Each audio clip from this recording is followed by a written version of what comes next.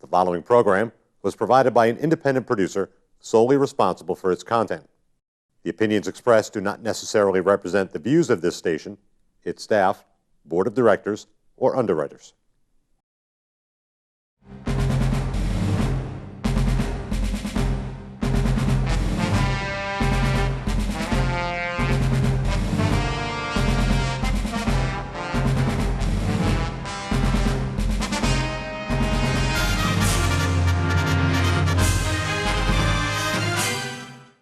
Good afternoon and welcome to another issue of the Veterans Forum. This is coming to you from the Nashua Television Studios here in Nashua, New Hampshire. The name of the show is the Veterans Forum. I'm Bob Stevens. I've been producing this and hosting this show in Massachusetts and more recently, the last few years, here in New Hampshire. We've been doing it since the year 2007. The last count I had, and it's a big number now, it's getting to be even better, we've had 120 shows are in the can, as they say. Each one and every one of them had the same thesis. We're telling the stories of history as it was made, told by the people who made that history. A lot of it is wonderful, some of it is scary, and some of it is mundane. But the bottom line seriously is this. These guys and gals had a job to do, and they did it. Not just in World War II, but Vietnam, Korea, Desert Storm, and you name it. All of the data that we do in these history interviews is forwarded down to the Library of Congress, where it's incorporated in their database in the program they call the Veterans History Project. It's been in effect since the year 2000. The basic tenet is quite simple. They've asked studios such as this, guys like me, I guess, if they can and will donate their time and talent to interview each and every guy and gal who will share their experiences in such an interview. The strange thing, though, a lot of the people, for whatever reason, either cannot or will not talk. We ask only once. If in time you do change your mind, please, you'll check the back of the program, as they say. You'll find the address. You'll be more than welcomed. And I've been finding out lately that it's perhaps a priceless legacy, that will answer the questions most people are asked. Hey, what did you do in the war? Well, old guys like me, you have to go back and count what war you're talking about. But more important, it gives the guy and the gal a chance to unload sometimes a lot of things they've kept for years. Before we start the program today, though, I'd like to remind you of something. There's a special series of telephone numbers, if you will, throughout the state of New Hampshire. If you dial 211, it'll put you in touch with a bank of people who will answer almost any and all questions that any veteran, or even the friends of veterans who feel they may need some help. The basic requirement, I guess, is you have to have at least 6 months good service and an honorable discharge. After that, it's there for the asking. You have to ask for it, though. It's there, but if you don't ask, it won't be given to you. Now, today we have another young fellow who's going to tell us what he did way back when. I'll ask Tony to introduce himself, and then we'll get the show on the road. Young man, you're on, if you will. Tell us your name, spell your last name for the record, where you now live, and what your branch of service and service dates. Sure, Bob. My name is Anthony Astuccio. Astuccio. I spent 4 years in the Marine Corps, 1966 to 1970. I spent 2 years in Vietnam, 67, 68. And I live in Malden, Massachusetts, just a little bit north. What was your rank at discharge? Sergeant. The guys that carry the whole show, huh? Yeah. Absolutely. We carry the Corps. Yeah, carry the Corps, right. Well, now that we know what you are today, I'd like to go back and find out how you got to be here. For example, where and when were you born? How was your life growing up before you went into service? Any members of your family in the service? How was your family life in high school and so forth before you went in? You want to fill us in on that? Sure. It's your show. Yep. Well, I was born April 23rd, 1947, in Revere, Massachusetts, which is home of the first public beach in America. and it's still there.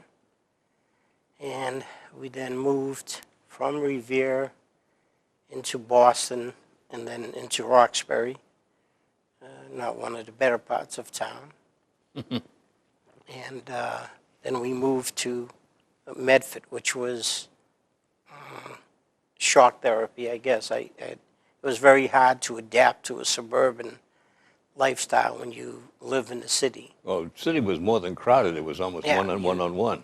You couldn't move. I kept walking down the street, looking over my shoulder, waiting Oh, for something to happen, which always happened where I was. oh, So you were sort of Well, not aware, along and it the took night. took a while to adapt to the fact Okay. that you can just walk around. well, how was it now? If you keep moving like that, schooling, did you start in one school and go all the way through? Or did you keep moving from school No, to school? you How'd you keep up? changing cities, you change schools, but I liked school, so it wasn't bad for me. Was there any difference in the type of school, the teachers, if you were Roxbury yeah. versus Medford, Malden, or whatever? Oddly enough, Roxbury, which was one of the worst areas in the state, probably had one of the best schools. It was the Mission Church's school, Our Lady of Perpetual Health. So it wasn't public, Now, was I that a guess. Boston school or was that a Catholic school? Catholic school. Okay, because there is a difference in them. Yeah, so when I moved to Medford, and you thought that you would be moving up a notch in education, I was about a year and a half ahead of the Medford school system. Oh, And it was like, okay, it didn't make sense, actually, because you just figured you were yeah. going up. There's not a good The balance. level, something- yeah. Oh, I'd already had algebra and stuff at like the third grade in Roxbury. And they were telling me I couldn't have it for a year. I said, I already did it. Yeah. So it was a So little did you bit coast? confusing. Did you have to take something different? No, I unfortunately did coast, but I did well on my grades anyway. Good. But I wanted the challenge that wasn't there. Yeah. And do you have any brothers and sisters in school? Yep, one brother, two sisters. My mother had us, the four kids, and her mother, my Nana, that lived with us. And she used to work for an insurance company making like $56 every 2 weeks. Wow. So there obviously wasn't a lot of money or anything else to go by. But it was okay because until we hit Medford, everybody else was approximately Yeah. in the same boat. So I never really thought that there was a problem with living in Roxbury until I moved out and could see a different piece of the world. I just assumed every place was exactly the same. Had good friends. No way, Jose. Did all those things, and a couple of years after I had moved out, I went back over to see my friends, and that project looked like Beirut. So I'm sitting there going to them, what the hell happened? Yeah. And they said, what are you talking about? Nothing's changed. Now, the only thing that had changed Was you. was me, Yeah. You get a little- and I just didn't. Now I had a different value system than I did back then, and I just couldn't believe that it was the same, but of course it was. Yeah, did you stay in the same in the Catholic school system, or did you change? No, I it? went into the public schools, Okay. and I never went back again to Roxbury after that because we no longer had anything. Well, while you're in school, common. did you have a chance to join any clubs or take any sports? No, I was shining shoes. I worked, like I said, my mother didn't make very much, so my brother worked, I worked, my sisters worked. Everything was to Was a maintain common a pot. household. Yeah. And I tried to explain that to my children one time, and they just didn't get it. Yeah, they look at you. What? Well, I'd tell them I gave my mother my money, and if I was good, she'd give me an allowance. Yeah. And their view of it was, Dad, it's your money. I said, no, you don't get Our it. money. It's the house money. Right. You have to, and Yeah. then my brother got killed in a car accident at 20 when I was 13. So it became my mother, two sisters, my grandmother, and me. I moved from being the youngest in the house to You became technically the man. head of the, yeah. Yeah. So it was a little bit different. Must have And- been kind of rough, but it's a good way to learn what life's all about. When Yeah. you start near the bottom. We have a lot of commonality, I think. Yeah, it worked out very well Yeah. because, I didn't get along all that well with kids my own age because they were too young. Because I had the responsibility, I was always looking ahead, accepting responsibility and going forward. They were still having their fun and games. So I didn't, play sports or anything I had to worry about, like my sisters and brother, until I lost him, having money into the house. What prompted you to get in the Corps? Well, at that And time, when? Vietnam was the big thing. Almost everyone that I knew was going into service, and probably about 75% of them became Marines. And for the same reason, I think that if you knew if you were going into service, you had a 90% or better chance of going to Nam. And if you're going to go to war, you prefer to go with the best. And that was our view of the That Marine seems to be a Corps. parochial view the Marines don't share with anybody else, really. Yeah, and I'm not even sure why. Back then, they didn't advertise anything. I know. But it was still there. Oh, yeah. Esprit de Corps. And they have, from the first day of boot camp, they start to talk to you about the Marine Corps family. Mm-hmm. And it is family. And it never stops. We have people, we have reunions and stuff. I'm still as tight with people right now that I served with over 40 years ago. I know. And Let's go back a bit. Yep. Where and when did you report? When you volunteered, and how did you get to PI first? yeah, Okay, give us the trip. yeah, you go to the Army base in Boston, and take your oath and everything. Then they sent you on a train to South Carolina, not a plane, just a train. Air-conditioned Pullmans all the way? Not exactly. Give us a little note. I'm pulling your chain, you know I know, that. it's okay. You got my friends, a little strange. They take me to the train station. One of my friends gets me a nip of everything that they had, because in South Station they had a little kiosk, liquor store. So he just told the guy, let me have one of everything. And they hand me the bag, and I get on the train. Then they're going to Bob Lee's Island to have a big party. I said, what's wrong with this picture? We should have had the party before I got on the train. But when I get to the other end, I could hardly see the train, so it was okay. The nips were all gone. Yeah. And I Did guess you have any so wasn't I. immediate buddies once you opened the bottles?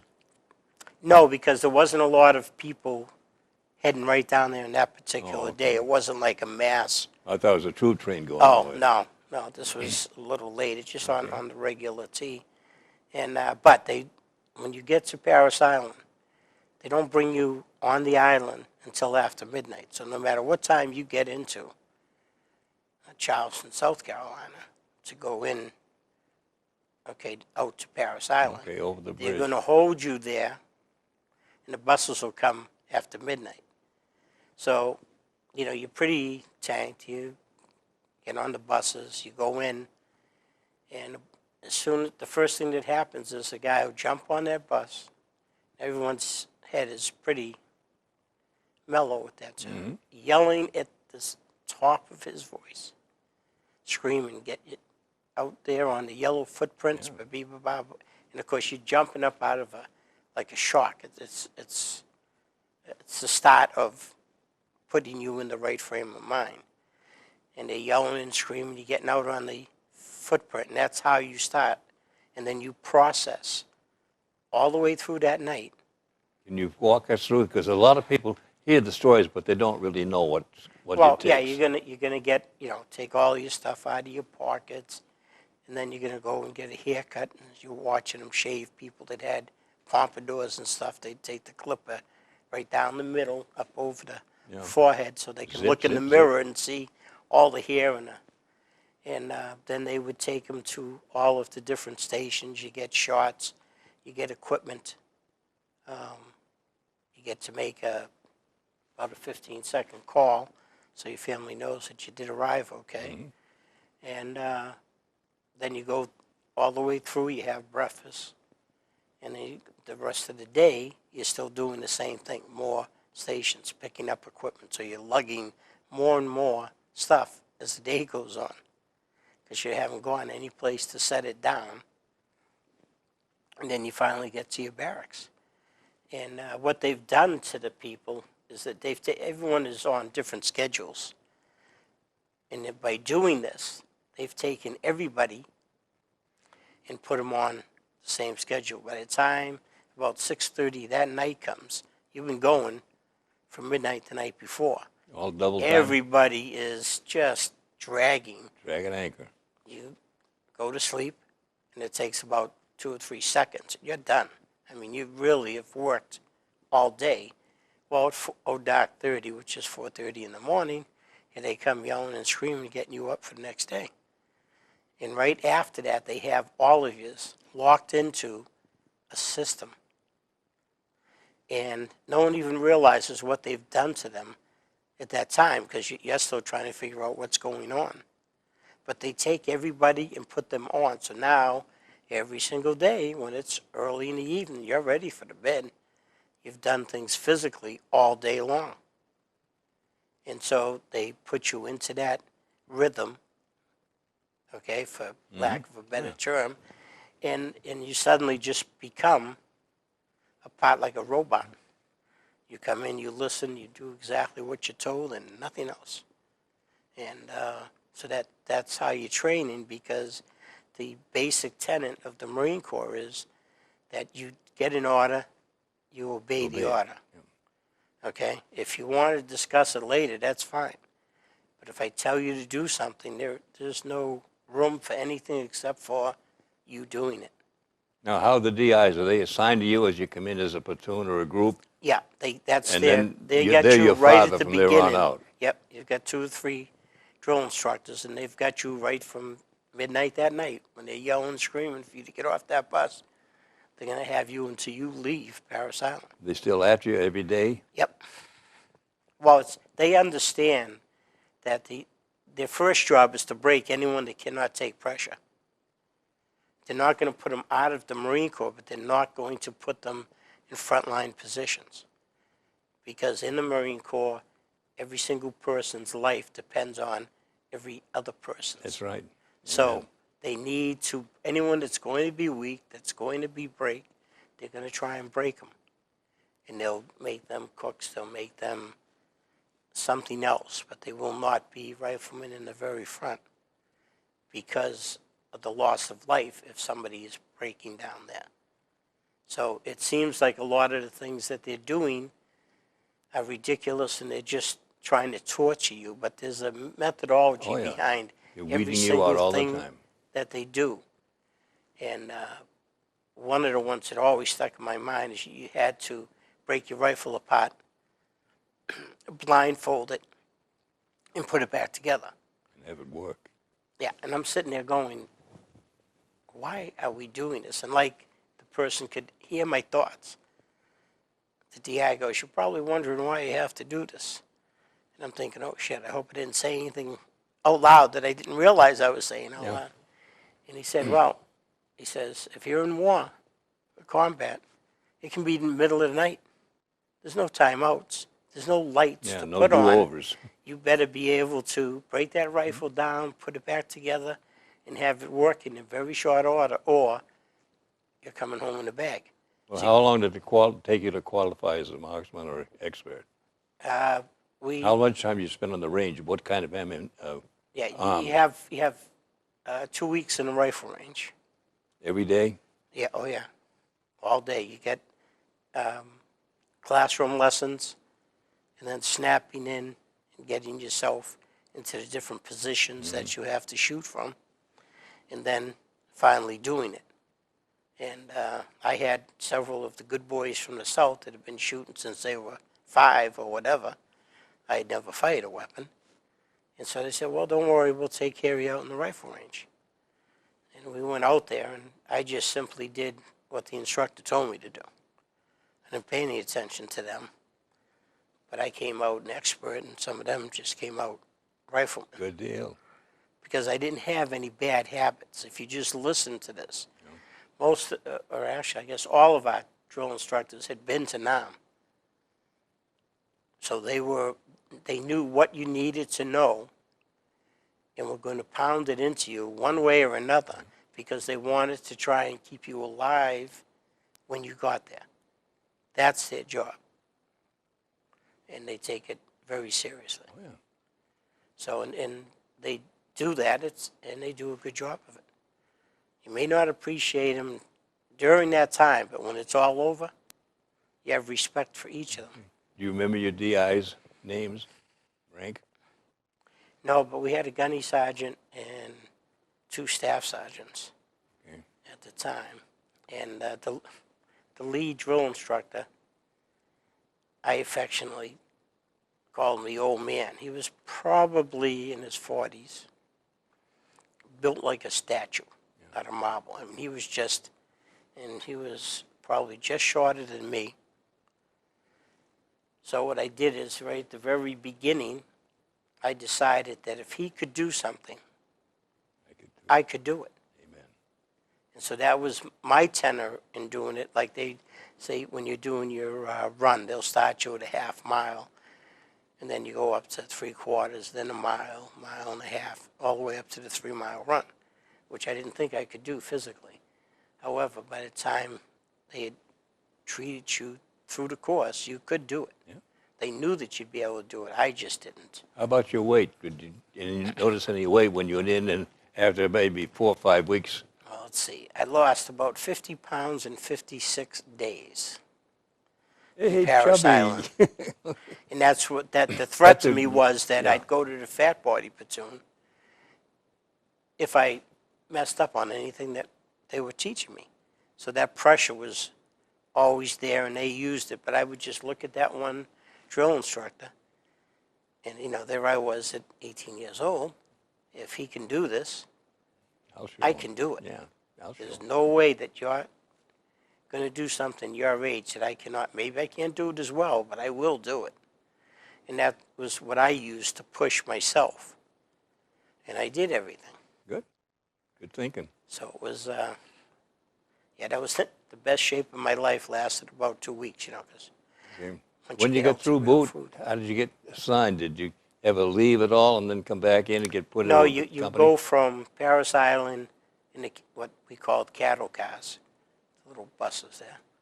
And you went up to Camp Lejeune, North Carolina, and out on the back side is another little base, Camp Geiger, part of North Carolina. And you finished your advanced infantry training. What was that all about? Can you tell us? Nothing secret, but just so people get an idea Well, what you yeah, had to go through. I mean, you're doing a lot of things, but you'll have marches that are like 20-mile marches. With full pack? Yeah. And again, it's just trying to condition you to what you may have to go through. And some of the basic training, some of the people would have some classes that were not going to be in the infantry, or grunts as we affectionately call them in the Marine Corps. But some may be going to motor T or this or that. And so they'd have a little bit of that, and most of us did the advanced infantry training. Then they let you go home. And I went in August, 66. I hit home in December. And so I flew for the first time in my life to get home on a prop plane. Oh, I remember them. And I had a drink in my hand, and all you could see was from the plane, not from me shaking, but and I said, wow, don't even have to mix this, just hold still. Yep, all the time. So we flew home in that. And How did you feel when you got home? Family the first time in uniform? well, I thought it was great. I got a little depressed by my mother because she wanted to know what they did to her baby. Oh? When I came home from boot camp, I wore a 29-inch waist trouser. Did it make them that small? Yeah, you went to the boys department and you could buy pants. But I'm so short, as you well know, trying to buy pants, Yeah. okay, with a larger waist, you got to roll up the bottoms all the time because they never had legs short enough. In the boys department, you could actually buy legs short enough. So it was pretty good. Yeah. You could come home from boot camp and actually walk in the store and buy pants. Nothing had to be done to them. And then I flew from there to California a couple of weeks later. And were you home for Christmas though? yeah, we had the 2 weeks. We were Good. near the end of December. So and you know, I mean, people didn't know me at all. A girl I had gone out with, I walked in the dry cleaners where she worked. She just looked up and said, "Can I help you, sir?" And I'm like, "Really?" Yeah. Who else? You don't realize how much Oh, yeah. different you really look. Oh yeah. Good So, looking outfit too. yeah, good uniforms. So he flew to California to stage up for Vietnam. I was in Vietnam in January, less than a month from when I left to Any come special home. training though before you No, racked just Vietnam? right at the very end in California, you did a whole bunch of marching and what have you. Any jungle survival stuff, anything like that? Yeah. Can you tell us about that? Well, Getting you're not, California's got the palm trees and everything else, so it is sort of almost the climb of where you're going. It's going to be very warm. And again, you're doing 10-mile marches, 15-mile marches, you're setting up, tearing down, doing all the things that you're going to have to perform when you get there. Then you fly from California to Okinawa, and they have to stop for fuel, so they stopped at Hawaii. However, they didn't let you off the plane, so it didn't matter. That was my first trip to Hawaii. I didn't see anything because it was, the other thing was we took off at night, and you're flying into the night because of the time changes. you're always chasing the moon. It stayed dark for like 18 hours worth of flight. There was no buildings. You're over the ocean. It was really bizarre. I wasn't able to sleep in the plane, so it was a pain in the butt for me. Most of the guys just sacked out. I don't know why. I've never done well trying to sleep in a plane. Where'd you land when you got to Nam? Da Nang. We stayed a few days in Okinawa to size everything up, and then you're going to come in. Our unit came into Da Nang, and then they send you to like a processing center. And so they say, okay, you're in this company here. So for me, it was hotel company, 2nd Battalion, 26th Marines, 5th Marine Division. And so, which didn't mean anything to me at this point, it was just whoever I was going to. What I didn't like was I got put in the back of a 6x, and I'm thinking they were just going to drive across the base to where the company was, until we rode out the gate. And I'm sitting there with 5 or 6 other guys, and I said, maybe it's just me. I said, but we're sitting in this open truck. We don't have a gun. We don't have it. I said, I don't like this. You didn't have your rifles? No. You don't get them till you get to your company. Oh, okay. And I'm sitting there going, this is crazy. Why am I out here in the wide open? And again, it's your very first day in country. You have no idea what goes on in country. And so it just seems so, excuse me, bizarre that I'm driving in what I thought was a very dangerous area because I don't know anything yet. Just the one truck, or do you have a convoy? No, we were just in the one truck with us. They'd go out to different units and what have you, but this company was going to hotel company. Anybody follow you that was armed, like an RG with a machine gun or anything like that? No, and it was disconcerting at best. I didn't feel comfortable, so we got delivered to the company, and then they would give us our gear. Yes, please, rifle. Thank you very much. And so then you actually felt like you were in a combat theater. At least if something happened, you could defend yourself. Now, you had any special training other than your M16 or whatever you had those days? Yeah, we had M14s. Or 14. So. We were still on that. The Army had the AR-15s. But I'm talking like BARs and that sort of stuff. Oh, Guns. in boot camp and everything, you go through all the weapons. Okay, you went to You can fire a rocket sometimes, a M60 machine gun, because when you get out there and that's all you have. crap hits the fan, whatever's working, you're going to take in your hands and try and defend yourself and To your that buddies. point, sure, I'm interrupting, I shouldn't, but Yeah, no problem. do you have any kind of real quick training on how to use the enemy's rifles? No, just AK-47s and that, No, in case you had nothing left to pick up, you get something to but work. they're not that much different than ours, so you would figure it out quick enough Okay, to real save quick, your life. real quick. You know, you're going to start the chamber around, and everyone understands the trigger, and let's kill somebody. Okay, how long did it take you to get settled into your new company? A couple of days? Yeah, you know, you're going to get acquainted to the people that now, because now you're coming down to a smaller and smaller unit. So you're into a squad, which is like 12 people. And these are the people that you're going to They're your be with. family. Now, no one tells you that within days, a bond forms between you and the guys that you're in with. No one says anything, but you love these people as much as your own brother. I mean, the bond is incredible, and I've never had anyone talk to me about that. But so when you have people that get wounded or killed, the pain is incredible because each time It's a piece of you. Yep, you lose a piece of your heart, just a little. And I think that that's probably when they canned the phrase, hell of war. That's what it is. That pain never stops. You lose these people, but it doesn't end there. I know. That pain stays with you and just adds up because the longer you're there, you're going to see more and more people. And no one ever talks about how tightly you bond with everybody.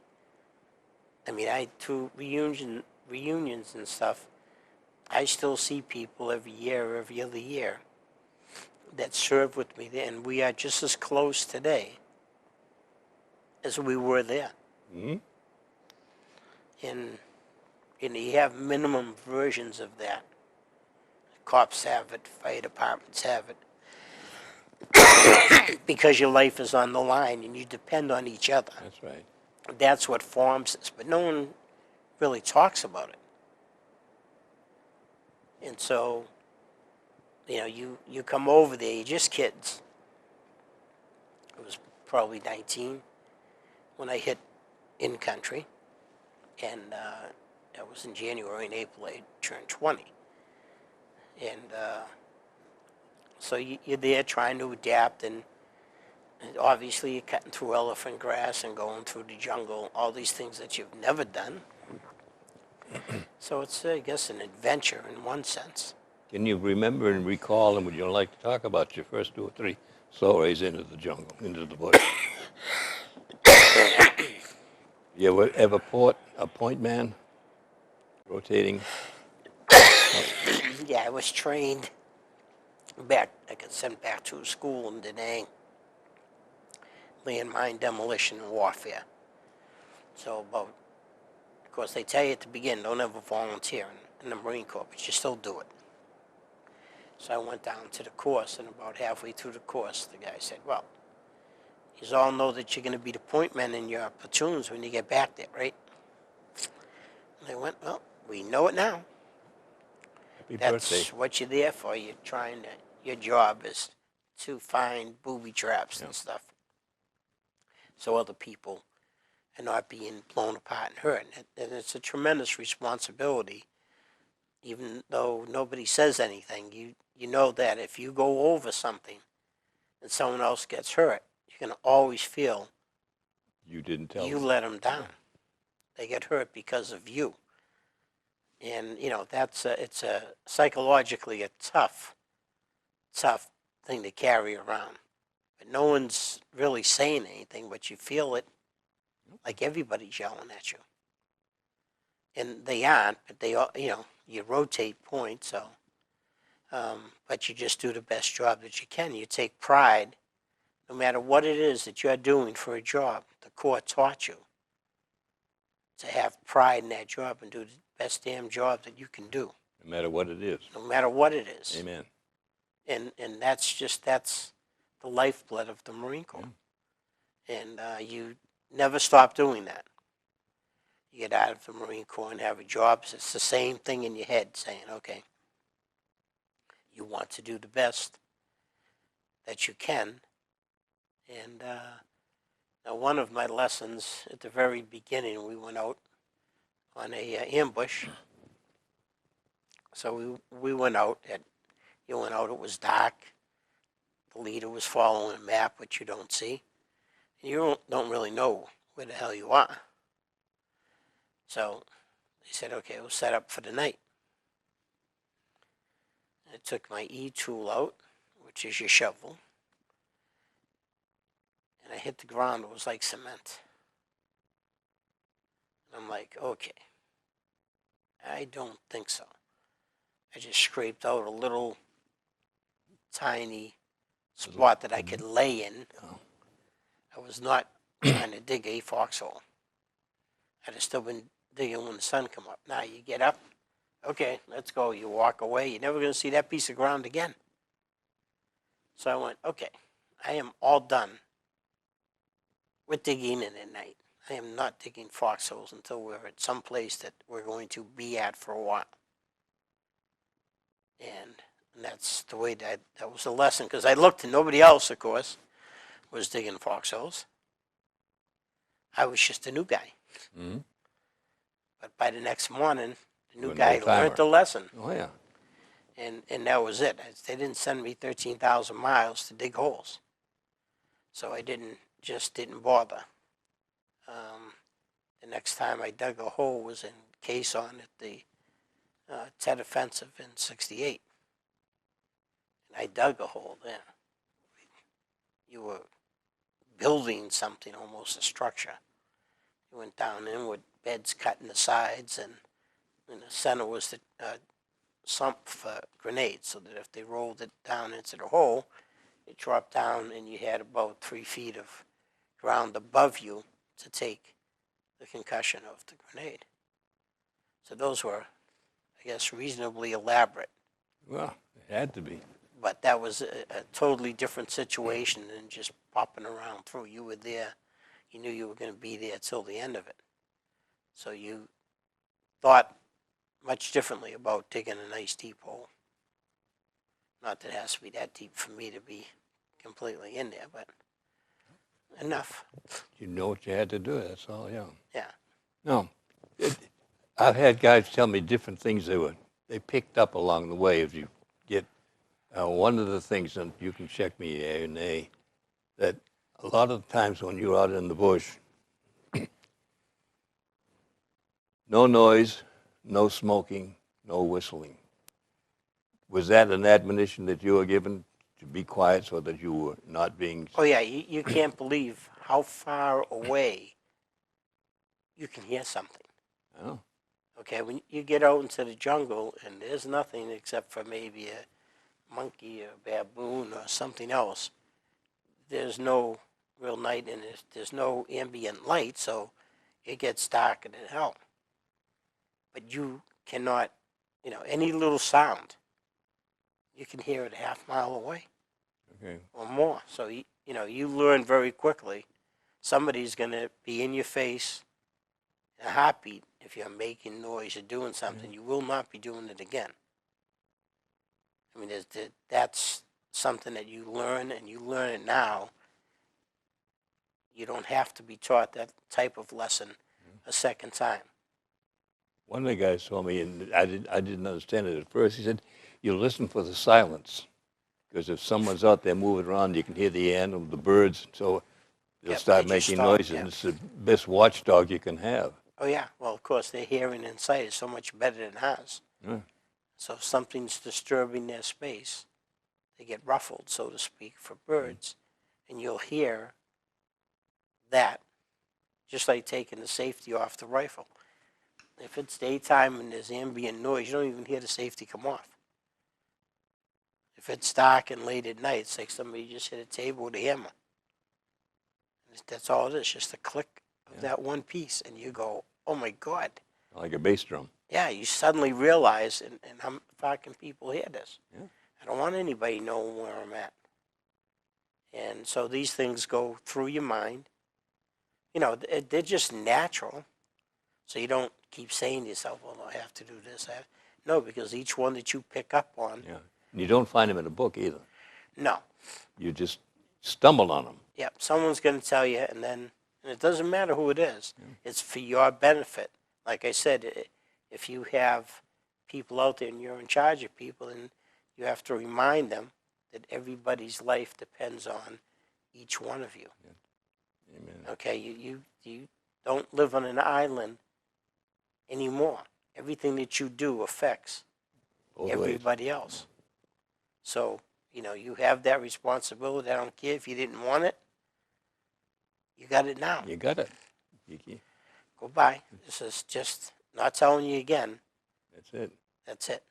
Now, you've mentioned tech. Can you give us how you reacted and how you responded and how you felt during the Tet Offensive? Yeah. Well, Without government secrets, of course. Yeah, no. The Tet is actually almost a misnomer. It's New Year's in Vietnam. Yeah. So there's a Tet Offensive every year. But in '68 was a huge one. The North Vietnamese was running out of people to force into their army. So they had never taken a Marine Corps base. So back around November, they started dropping leaflets saying that they were going to take a Marine Corps base. And so it didn't take a lot to understand where they were coming. That was going to be Quezon, because it's a remote outpost, and you're just a couple of clicks from the DMZ, so they can bring down all their stuff with impunity to be able to launch at you. So, again, we deciphered, we brought an enormous amount of personnel, and so we set up for that. And, now you have the probing of the lines, you have things going on, you're trying to run some ambushes out there, and you're never sure if you're going to run into 5 people or 500 people. So if you're in an ambush, when the first person has somebody coming by, he starts marking it. If anyone's going to open the ambush, it's going to be him. The man at the other end is just being quiet. He doesn't need to count them, because if that guy up front does not fire, the reason is that there's obviously way too many of them. If you open up and don't realize that it's 100 people instead of 3, and you've got 5 or 7 people, they're going to turn on you and just, you're all done. You're all done. So, those are the things that you listen and you watch, and they may not be as disciplined and not making noise coming through, which is helpful to you, because you know that there's still a bunch coming through. Now everybody is just dead quiet. Unless they trip over you, you don't want them to know you're there. And just let it go. Because you can't say, oh, I didn't realize it. No. It'd be over before you could even think about it. Okay. Maybe a silly question, Tony. Is there any one or two things in your 2 trips out there that stand out as you'll never forget, good or bad? Or should I not ask the question? I don't want to bring up bad things. No. Well, you try to hold on to the funny things. Because it's people, you're just always going to do things that are, goofy or stupid or whatever. And so you try to hold on to the funnier things. It's not that you ever get to let go of the bad things, but you push them to the back and keep thinking of silly things that happen, or picture taking, or what have it, or something that you did dumb, like you may be running a canteen run down to get water for everybody.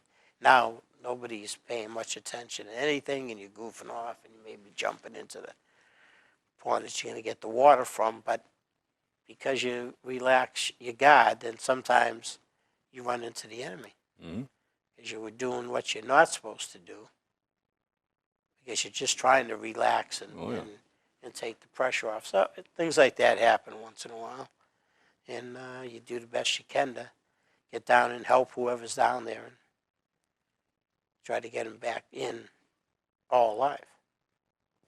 Question. In all this time, did you ever get put up for promotion? Stripe, stripe, stripe. Yeah, you went, well, let's see. They gave you PFC before you left California. Everyone that left California was a private first class. And somewhere along your tour, which in the Marine Corps was 13 months and all the rest were 12 months. Again, I don't have a rationale why. Marine Corps likes to be different, I guess. But you'll get at least the advancement to E3 Lance Corporal. If something else happens, or you may be promoted within the field because the people above you have got wiped out and you've got to step in and take that job over, and then they would give you a field promotion the same way. So everyone, the vast majority of people, if they're coming back, are like Lance Corporals and maybe occasionally a corporal, unless they were a corporal when they came there, you know, or a sergeant. Like we had a guy that had 4 years in the Marine Corps. He had done his entire duty at the Portsmouth Naval Prison. He had been a guard. Now he got promoted, and he come in country, and he had no clue. Okay, so now he's a little bit older. He has the rank, so he has to be put in charge. He's also smart enough to listen. He doesn't know what the hell he's doing. So now what you need is to sit down with him and explain a few facts of life, and that will tell him what to say and what to do until he's had enough time to figure it out. Because, you know, if you always have new people coming in, as others have been either wounded or killed or go home. And so, you know, you do not want green people having someone in charge that's greener than they are. No. I mean, that's not a good formula, but the rank is the name of the rank, game. and you have to do it. So you know, you adjust and you make things work out the way that it should be, and maybe not on paper, but the objects are still the same. Get as many of us back home alive as we can.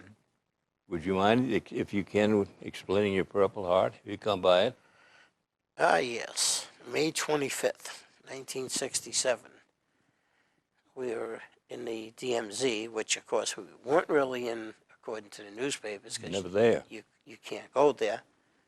And not a good day. We watched them.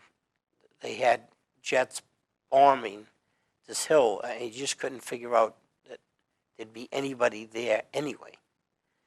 The problem was that when I was in the hospital in Da Nang, I ran into one of the pilots that was running things, and they could tell from the phantoms that the bombs were blowing the treetop.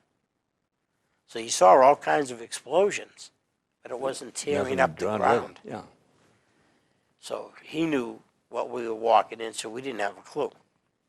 So they had their bunkers were probably about this high off. They were all dug in. And it was very, very heavy vegetation. So we were hands and knees going up the hill. And if you heard something, you'd put the hone in on it and return fire and such. And Mr. McCombs, who was on my left-hand side, was the last guy, and I was next to the last guy. So we were sweeping up and so I heard the crack of a 50. I snapped my head to see where he was so we could have a chance of getting him. And the lights went out. Mr. McCombs lost a couple of fingers in his rifle.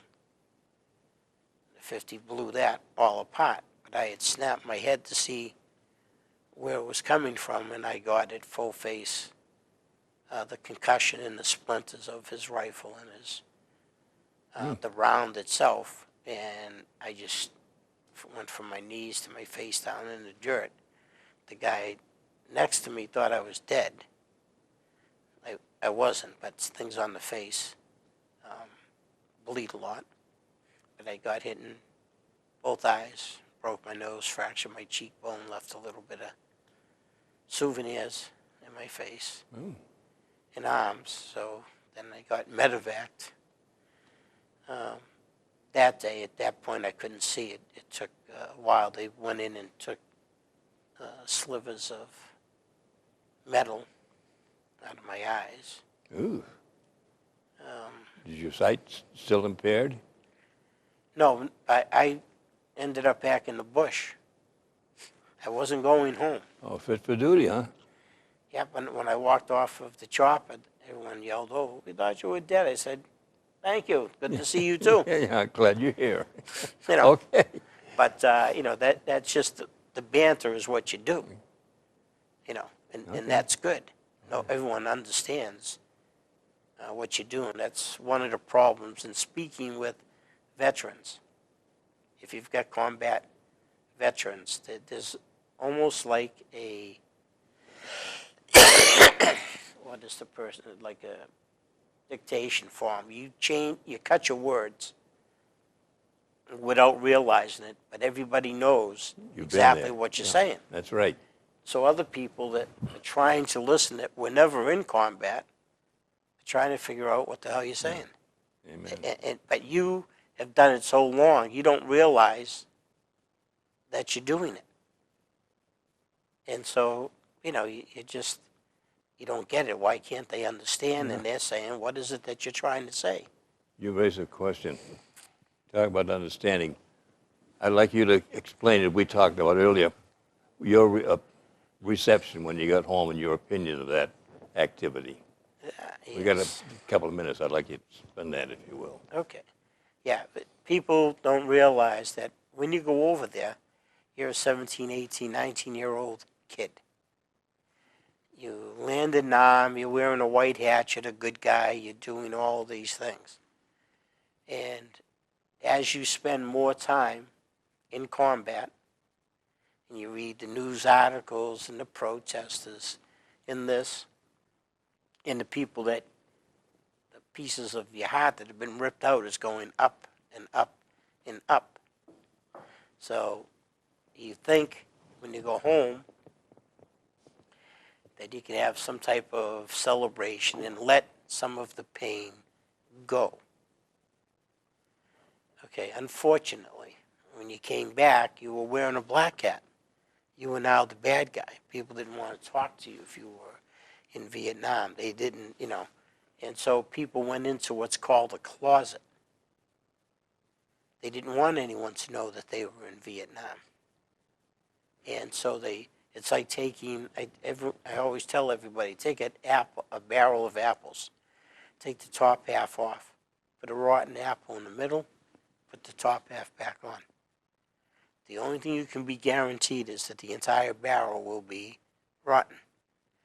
That's the pain that these people had, and they were still just kids, coming back. And so they were not allowed to release that pain. But that doesn't mean the pain is gone or going away. It's just eating up their insides. So now the statistic I'm going to give you is probably 20 years old already. But at that time, we had lost veterans, male and female, from Vietnam, over 100,000 veterans to suicide in this country. Just from Nam? Yep. Nam veterans, because when they can't take that pain anymore that's growing, they have to do something to get rid of the pain. And so now I can't even imagine how large that number is. And that was because they could not be accepted into this society when they came home. And now I ran into a person that was a protester at the time, and it was his mistake of telling me that that's what he did. So I relayed to him what happened to these people. I said, now, you're so happy and proud of what you did as a protester. I want every single one of you to know that you have over 100,000 murders on your conscience. Oh, that we weren't, I said, doesn't matter what you were doing. Didn't matter what your intention was. This is what you've managed to do, is you have killed over 100,000 Americans that went there to give you the right to do that protesting. Yeah. That's the irony of it. Okay? But no one's ever talked about that. No one wants to bring up those types of numbers of suicide. Now they talk about the kids coming back and suicide. That's not a new phenomenon. From war, you always get this. That pain that somebody is going through is incredible. And when you can't get rid of it, when you've been shunned. Now, to me, I didn't have much of a problem in dealing with it because I didn't care about people.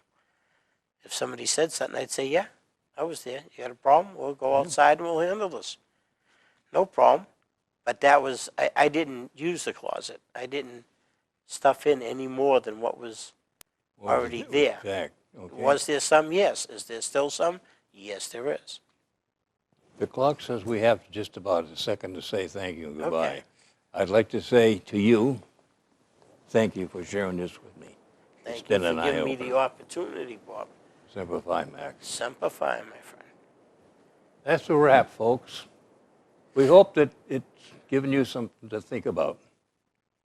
And more important to you guys and gals, the latch string is out, as they say in Yankee land. If you have a story to tell and you're willing to come and share it, get a hold of me. The address is on the back. We'll give everybody the chance and give you the best treatment we can have. Bob Stevens saying thank you. Stay healthy.